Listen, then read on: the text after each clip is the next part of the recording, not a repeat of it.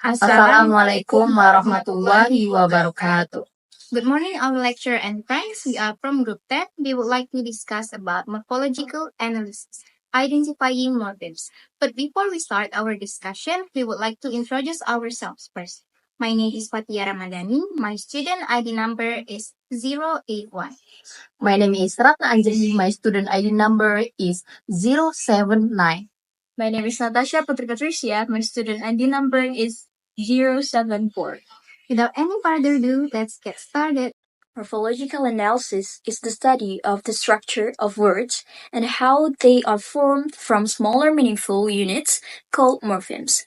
Each speaker of language possesses an innate ability to break down words into these components, thanks to an understanding of how morphemes combine based on their mental grammar. Imagine you are a linguist unfamiliar with English, perhaps a tourist from a country where a completely different language is spoken, who wants to analyze the English language without any prior knowledge. To begin, you would need to determine what the morphemes of English are and how many morphemes are contained within each word. The first step would involve interacting with native speakers. If the speakers don't communicate in your language, you might need to rely heavily on gestures, expressions, and even drawings to convey your questions and gather information. Example of morphemes. Let's consider some common adjectives in English, which are crucial for understanding comparative and superlative forms. Ugly, uglier, ugliest. Pretty, prettier, prettiest. Tall, taller, tallest. In the case of ugly, this word conveys the meaning of being very unattractive. When we add the suffix er, as in uglier, it modifies the meaning to more ugly, indicating a comparison between two things. Similarly, when we add est, resulting in ugliest, it indicates the most ugly, suggesting it is the worst among the group. This example illustrates how morphemes can significantly modify the meanings of words, allowing us express varying degrees of qualities. Let's look at a few more examples to solidify our understanding of morphemes. Fast, faster, fastest. Fast, this is the root word meaning quick or swift. Faster, the addition of the morpheme er indicates a comparison, meaning more fast. Fastest, here the morpheme est shows the superlative forms, meaning the most fast among the group. In everyday conversation, we often use these forms without thinking about their structure. However, understanding the structure helps us appreciate the richness and flexibility of language. In real-world applications, understanding morphological analysis has practical implications in various fields. For example, in education, teachers can use knowledge of morphemes to enhance vocabulary development among students. By teaching students how to break down words into their morphemes, they can better understand unfamiliar words. For instance, if a student knows the morphemes on happy and nest, they can decipher the meaning of unhappiness as the state of not being happy. In linguistics, analyzing the morphology of a language can reveal insight into its history and evolution. For example, languages that share a common ancestor may exhibit similar morphemes. Studying this can help linguists reconstruct ancient languages and understand how modern languages have differed from one another. To conduct a morphological analysis, linguistics look for recurring form or pattern across different words. Identifying this pattern is crucial because it helps us understand the structure of the language and how meanings are conveyed through different morphemes.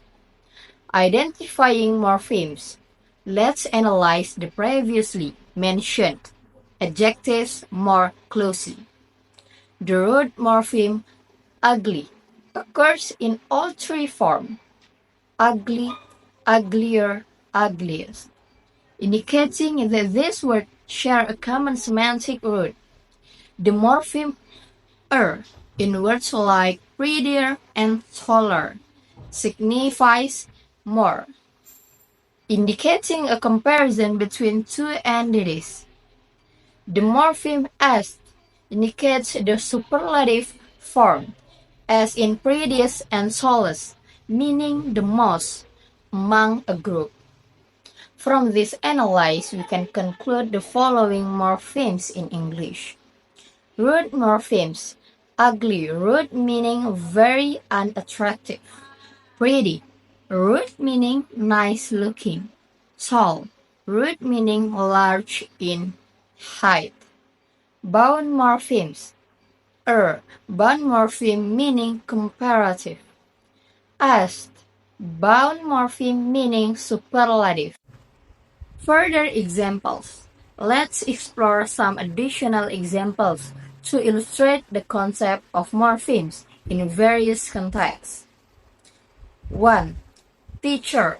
The word teacher consists of two morphemes. Teach, the root meaning to impart knowledge.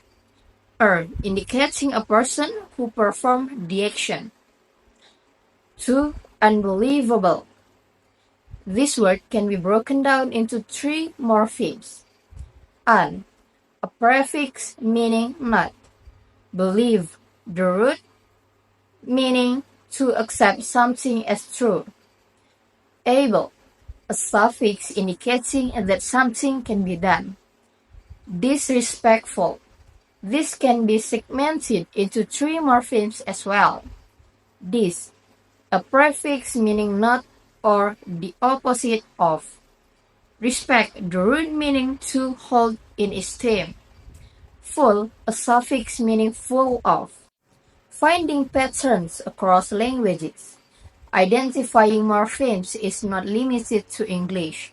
It applies to many languages. For example, in Spanish, the verb hablar or to speak can change its form based on the subject. Hablo, I speak. Hablas, you speak. Habla, he or she speaks.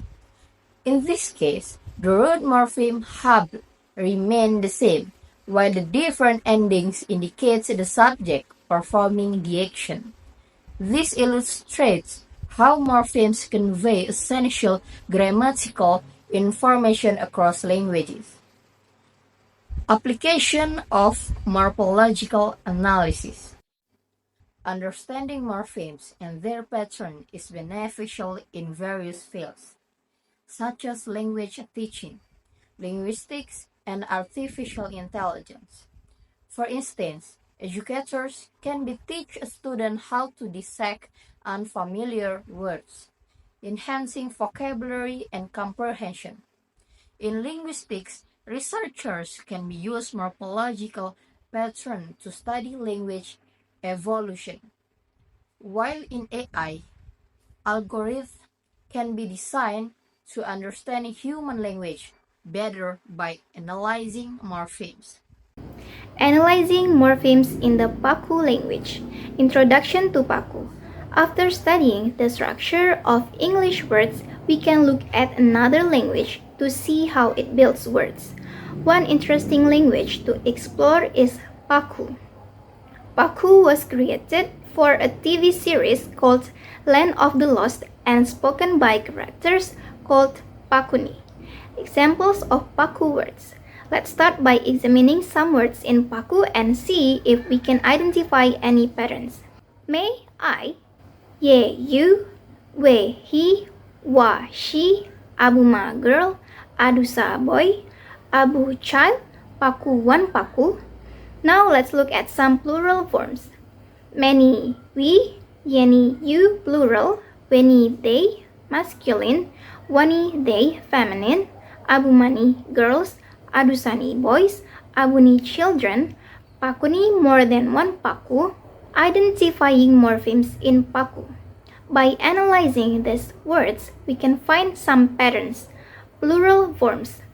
all the plural words in Paku, like Abumani girls and Adusani boys, end with ni. This tells us that ni is likely a morpheme in Paku that means plural. In other words, to make a noun plural in Paku, you just add ni. Personal pronouns.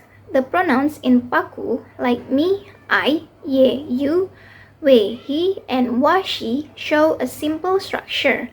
For plural forms, such as many, we, and yeni, you plural, ni is added for plurals.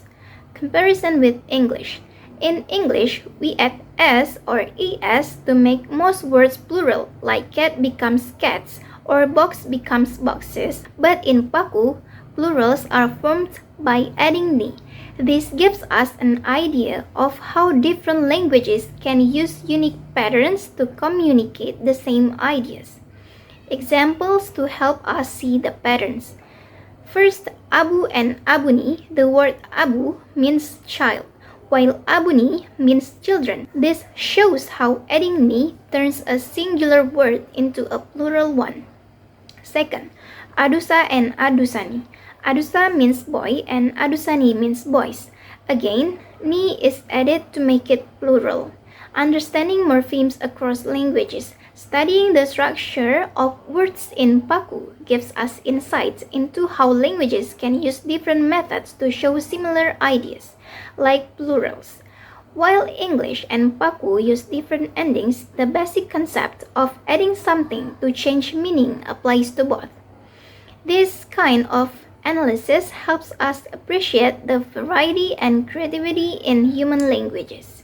So, in conclusion, morphological analysis helps us understand how words are built from smaller units called morphemes.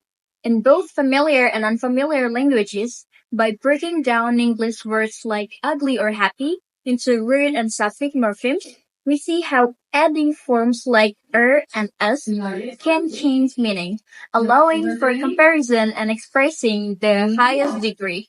The same approach can be applied across languages to discover patterns and gain deeper insight into word structure. When analyzing another language, like Paku, we identify similar patterns despite its different goals. In Paku, for example, adding ni words such as adusa, boy, creates plurals like adusani, boys, similar to adding s or es in English. This reveals how languages use unique yet relatable methods to convey ideas like singular and plural, showing the flexibility of morphemes in communication.